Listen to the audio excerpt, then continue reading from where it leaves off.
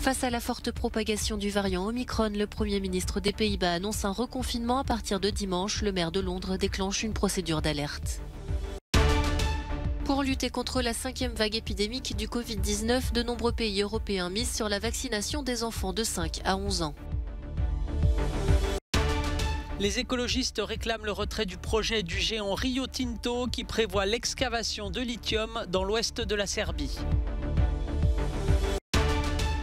La Russie veut discuter de son projet de traité pour empêcher l'élargissement de l'OTAN à ses frontières. Moscou propose une réunion ce samedi.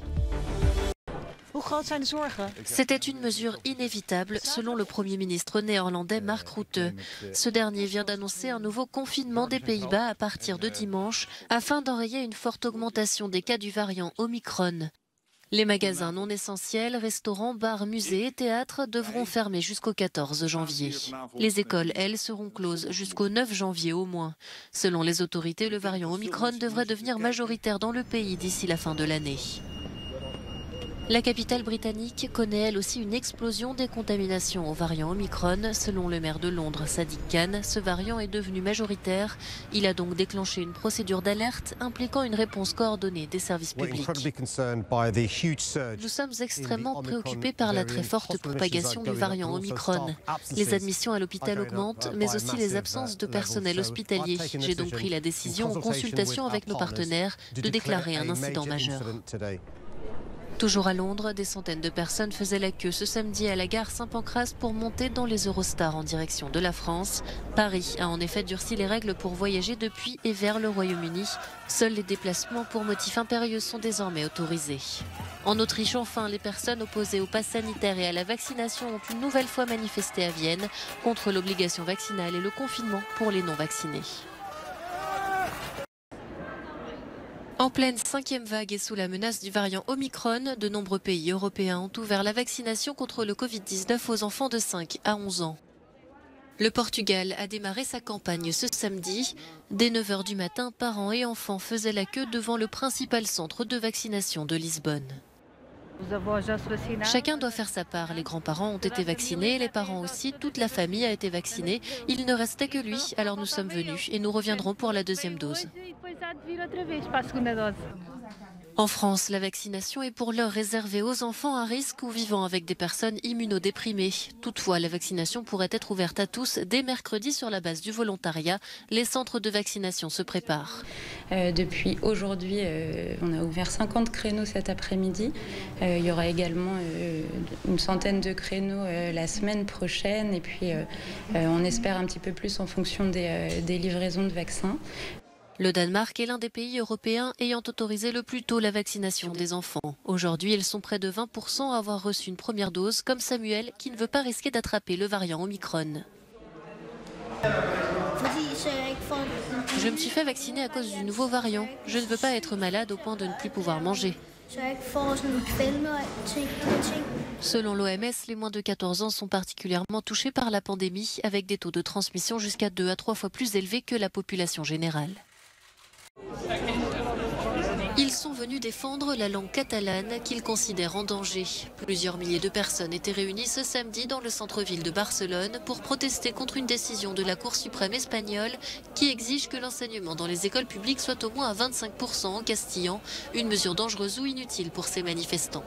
La langue du pays, de la Catalogne, c'est le catalan, pas le castillan. Et ceci est une invasion linguistique. À la maison, nous parlons en catalan. Les grands-parents parlent en catalan, la famille parle en catalan. Et pourtant, les enfants parlent en espagnol sans aucun problème, grâce à Internet, la télévision, les discussions avec leurs amis. Pour les manifestants, cette mesure menace leur système éducatif qui a contribué à ramener le catalan dans l'usage courant après qu'il ait été supprimé pendant la dictature du général Franco. La décision de la Cour suprême entraînera un doublement du nombre d'heures d'enseignement en espagnol qui passera de 1 à 2 matières. En Serbie, les écologistes luttent contre l'installation d'une mine de lithium et c'est devant le siège du gouvernement à Belgrade qu'ils sont venus manifester. Depuis plusieurs week-ends, ils bloquent des routes pour mettre un terme au projet du géant Rio Tinto qui veut lancer le plus grand investissement minier dans cette partie du monde, une opération de 2,4 milliards de dollars dans l'ouest de la Serbie. Le président Vučić a jusqu'à Noël pour supprimer le projet du plan d'aménagement du territoire, pour rendre publics tous les documents signés par son gouvernement et le gouvernement précédent en remontant jusqu'à 2004 et pour résilier tout contrat avec Rio Tinto. Il n'y a qu'une seule option, celle de remercier Rio Tinto, comme l'auraient fait tous les pays normaux dans le monde et en Europe, et d'expulser Rio Tinto. Une nouvelle victoire pour les opposants. Jeudi, le conseil municipal de Loznica, sur les lieux de la future mine, a voté la suspension d'un plan de développement régional qui autorisait l'excavation du lithium, l'un des métaux les plus recherchés à l'avenir. La Russie propose des discussions dès ce samedi, si possible à Genève, sur son projet de traité. Ce que veut Moscou, c'est empêcher l'élargissement de l'OTAN à ses frontières ouest. Le texte prévoit aussi d'interdire l'établissement de bases militaires américaines dans les pays de l'ex-espace soviétique. Les infrastructures de l'Alliance continuent de bouger, se plaint ici le vice-ministre russe des Affaires étrangères. Il faut les arrêter. Nous devons revenir aux positions que la Russie et l'OTAN avaient en 1997 lors de la signature de l'acte fondateur de nos relations.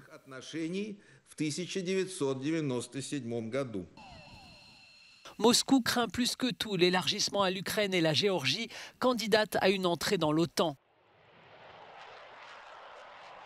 Nous avons été clairs en tant qu'États-Unis et avec les 30 nations de l'Alliance de l'OTAN. Nous sommes prêts à dialoguer avec la Russie. Nous avons dialogué avec la Russie sur les questions de sécurité européenne au cours des 20 dernières années. Les documents russes sont publiés alors qu'Américains et Européens accusent Moscou de préparer une offensive militaire en Ukraine. On aurait pu deviner que la Russie tenterait en menaçant l'Ukraine d'exiger des concessions stratégiques de la part de l'OTAN et de l'Occident en général, explique ici le ministre des Affaires étrangères lituanien. La question est de savoir s'il faut accepter de telles concessions. J'espère qu'elles seront rejetées. La Russie a massé récemment des centaines de troupes le long de l'Ukraine, une inquiétude réelle car Moscou n'a pas hésité à annexer la Crimée ukrainienne en 2014. Ce 18 décembre, la République tchèque a célébré la mémoire de Václav Havel à l'occasion des 10 ans de sa mort. Plusieurs personnalités politiques ont déposé des gerbes de fleurs sur la place du Théâtre national de Prague.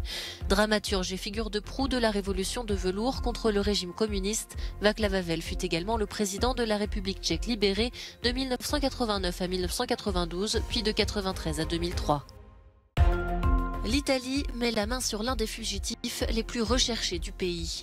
Tôt ce samedi matin, la police a arrêté Graziano Messina, 79 ans, dans son village natal de Dessulo, en Sardaigne. Connu pour ses cavales en série et ses évasions spectaculaires, Graziano Messina était en fuite depuis l'année dernière. Il doit encore purger une peine de 24 ans de prison pour trafic de drogue internationale. 3 ouvriers du bâtiment sont morts ce samedi dans un accident de travail à Turin, dans le nord de l'Italie. 2 grues de construction se sont effondrées sur le chantier d'une rénovation de façade d'immeuble. Selon les médias locaux, une grue est tombée sur le bâtiment, l'autre s'est brisée dans la rue. Plusieurs piétons ont également été blessés lors de l'accident. Sous ces eaux marécageuses pourrait bien se cacher le temple d'Hercule, l'un des plus grands mystères de l'archéologie. Des chercheurs espagnols ont trouvé des traces d'une grande construction romaine et phénicienne dans la baie de Cadix.